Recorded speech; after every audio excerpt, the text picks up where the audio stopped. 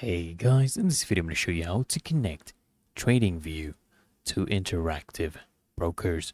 Really easy and simple, guys. I'm going to show you how to do this step by step, okay? So the first things first, what you need to do is you need to log in to your Tradingview account. And then you just need to navigate to the chart section.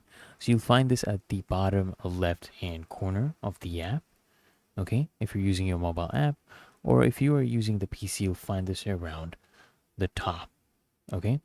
So what you need to do next, guys, is you need to open up the trading panel, and you'll find this at the bottom of the chart. You'll find the trading panel. Click on it to reveal a list of supported brokers. And from this list of supported brokers, guys, you want to choose interactive brokers. And if you don't see it, you can just use the search option to locate it quickly.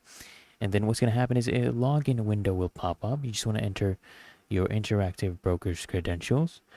Okay, go ahead and enter that and complete any required, two-factor authentication for secure access. And then you're going to go ahead and authorize the connection. So after logging in, just authorize Tradingview to connect to your interactive broker's account.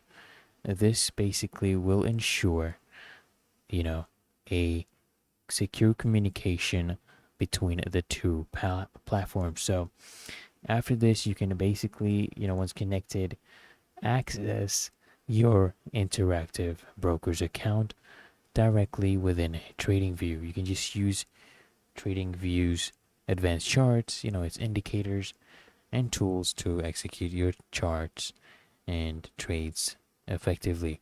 Really that easy and simple, guys. So I hope this guide provided value to you.